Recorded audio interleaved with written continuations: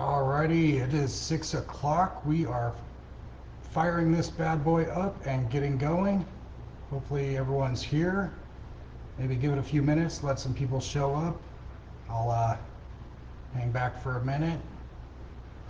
Hope everyone's had a good day, making lots of good killings this week. I personally just talked to a financial planner who needs some work done on their site, so figured I would roll my homework into this live. So we're going to be discussing content writing. A lot of you probably realized that I reached out to a lot of you guys. I messaged a whole bunch of people trying to find out what kind of areas you guys are struggling with, what areas you could use a little help with. So a lot of you are doing your own web builds. So writing content is always a sticky area. What do you write? How do you write it? Is there a certain technique? Copywriting is an art in itself. Actually, no, we do all the writing on all of our sites. So with that, I need to do the writing on this new site for this financial planner. So figured I'd go through the typical steps that I use to do my homework in advance, to get everything planned out in advance so I know how much writing I need to do and what words I need to use. And then I can craft it and do some decent content. So let's see, we're a minute and a half in. Let's go ahead and jump in. I'm gonna go ahead and start this up. Now this financial planner I talked to is in Sonoma County. That, for some of you, is about an hour north of San Francisco. It's where I originally hailed from, so I still have some contacts out there.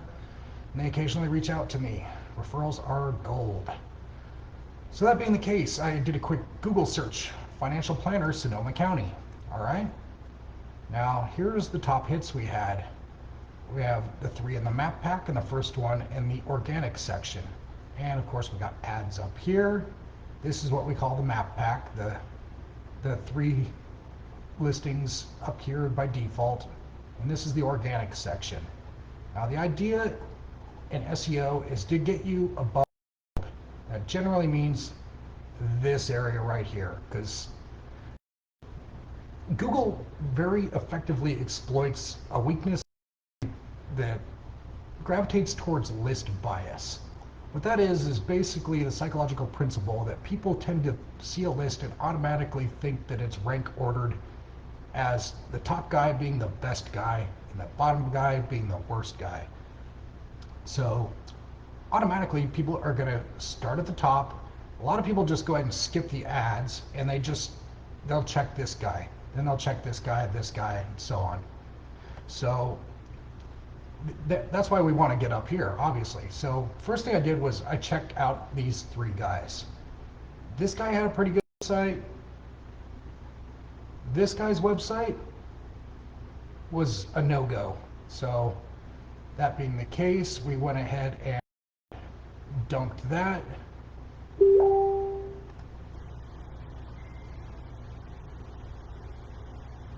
Make sure I'm sharing that. Okay. And we grabbed this guy, and this guy. Now, I'm not sure if you can see this. You can see that Word doc. Someone give me a thumbs up or a comment or anything.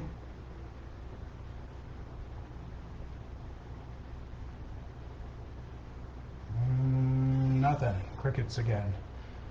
All right, well, I went ahead and hopefully you can see it. I went ahead and did my homework on this. Here's the top 3 sites, right? I went ahead and plugged those into wordcounter.net. That's this website right here.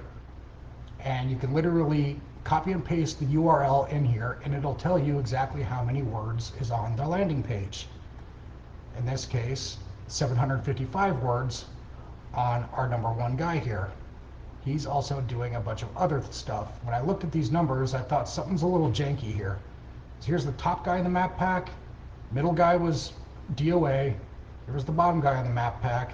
And here was the first guy in the organic section. When I tried to find him in the map pack, he was clear down 2/3 of the way down page 1. So that kind of stinks. But when you look at this, it's about the exact opposite of what I'd expect to see. 750, 1231, 1295. So the least amount of content is at the top and the most is down here. That's interesting. So I did some research onto the top guy and found he's doing a lot of off-site SEO. He's got a lot of blogs, a lot of other things he's doing. So that kind of skews our formula a bit. So discounting him because he's doing a bunch of other stuff, I just looked at these two. So these are pretty damn close. There's only like a 500 word difference there. So we're just going to shoot for the middle and aim for about 1250. And that should be good for word count. Another cool thing that we could do here is also I can pull up the website and use another free tool that you can grab. It's in the Google Chrome store. It's an extension called Seo Quake. Now how it works is you pull up someone's website, hit the extension, and it'll tell you a lot of information about him. I can see how many backlinks he has, how many domains are linking to him, how many referring IPs, everything. When I hit more info, I can see exactly how many pages Google's indexed on him. And if I click that, I can see exactly what those pages are. Wealth Advisor, that's their landing page, that's their blog page, that's their start page, their About Us page, so on, so on. Basically, they've been around a while and they've been working that blog. A lot of them have, and that's the reason why when I look at it, I see that the top guy's got 40 pages of content indexed, which sounds like a lot, but bear with me.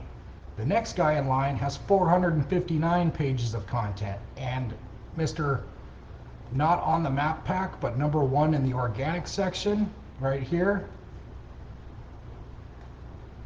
he's got 734 pages indexed. So they've been around for quite a while and they've been consistently dropping blogs probably once or twice a week for 10 years. So that's hard to catch up with. So what we're going to do is do a little of what the first guy's been doing with the other offsite SEO techniques to leapfrog these guys despite the fact that he's got less content. We'll touch on SEO in another video, but in this one we're going to focus on content. So never mind the page count. We're aiming for 1250. So now that we've established how many words are on there, we've looked at the Chrome store and grabbed SEO Quake and taken a look at some of the other factors so we can figure out what's going on here. Now I'm going to go over to Mangools. That's a keyword research tool, and it's one that I personally prefer. I like it. It's got some really cool functions. And I can also go into the keyword finder tool in Mangools here, and I can actually drop the domain right here and it'll tell me every search term that that person's ranked for.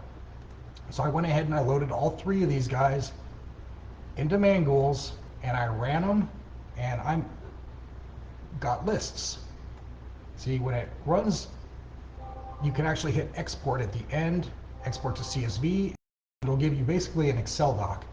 That Excel doc, you can then grab the results off of all three of them, put them onto one master list, then go over here to data and remove duplicates.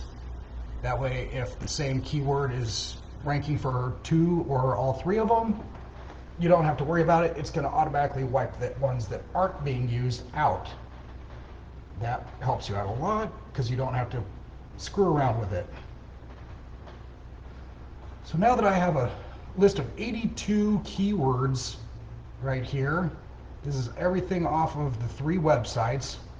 Plus, I then went through and plugged in the generic search term financial planner and got some more keywords. And the cool thing you can see here is a lot of these keywords, it'll show you the search volume. This is how many searches per month in Google. 52,000 for financial planner, 52,900. Very solid keyword, which makes it very difficult to rank for. This is keyword difficulty. Generally, if it's red, it's a no-go. You're going to have to do a lot of on-page and off-site SEO to even come close to ranking decent for them. You're going to be competing with the big dogs. So let's just play in the kiddie pool here and just grab the yellows and greens.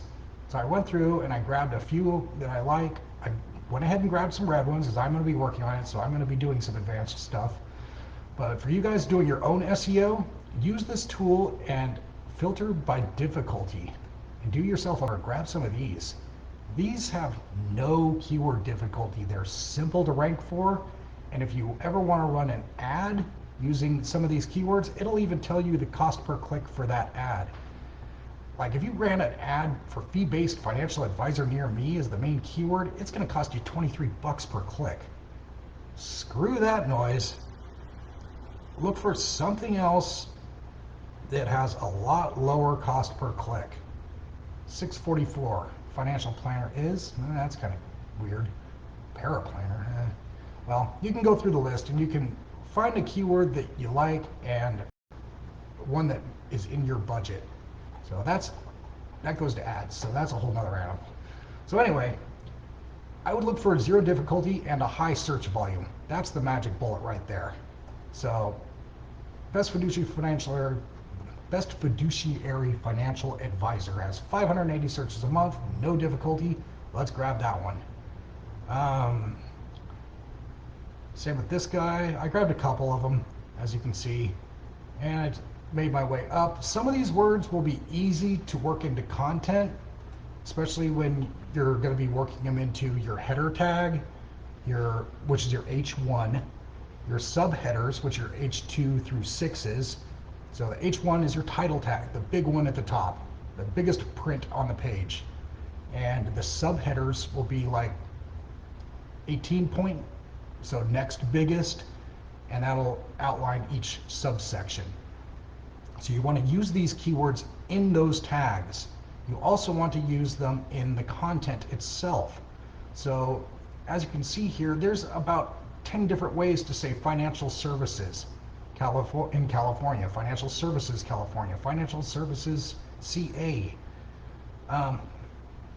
CA financial services. If you go through this list, you could actually group these up and you'll find that there's a lot of similarities between a lot of these terms. So by grouping them like that, when you're writing the service page for financial services, you can use all of these rather than hammering the same term over and over and over again and sounding repetitive. Mix up your verbiage and get higher keyword usage. You never want to use the same keyword more than like 3 or 4 times on a page, because then it starts looking a little spammy. Back in the day, people used to keyword stuff the hell out of websites. It was a great technique while it lasted, but it just read bad. It looked like crap, and Google eventually got hip to it. So you gotta be a little smarter now. So you got your keywords, you got them in your H1 tags, you're weaving them into the content. You may notice some of these are phrases that you really can't just weave into content. I mean, how do you weave financial planning and information services incorporated into a paragraph? Not really. That one we're going to stuff in our meta tag. You stick that in the back end on WordPress. Generally, whatever builder, Elementor, or whatnot will have a place for it. Weebly also has a place for it. Whatever tool you're using, you might have to do a quick Google search to find out where to plug in your meta tag keywords, but it's definitely worth the effort. So find out where those are plugged in on your builder. And you want to take these phrases that are just too awkward to try and phrase in the middle of a paragraph and stick them in there. Another cool trick for like the financial planner near me things that you again can't really structure into a sentence properly without it sounding really weird is make them your alt tags on your pictures. Now what those are is you take the image on your website and you rename it from the default of 12345.jpg and make it instead financial planner near me.jpg. So when Google scrolls through your website, it doesn't see pictures, it sees code. And it's going to see the name of that picture. And that is another keyword. So if someone plugs in financial planner near me, Google will know there's an exact match for that search term in that website. It doesn't differentiate whether it's in the header tag, the meta tag, an alt tag. It's a tag. A tag is a tag. So utilize all of that. Rename your pictures with some of the janky terms you can't squeeze in there. The ones that you can squeeze in, by all means, do it. Wherever you can get these keywords in there, as many as you can, utilize them. And then keep that list of the words that you used. Everything that you wrote, all these words that you squeezed into the meta tags, the alt tags, the header tags, the content, keep that list. You're going to use it on off-site SEO down the road. So leave it in an Excel doc, put it in a little file, and sit on it for now.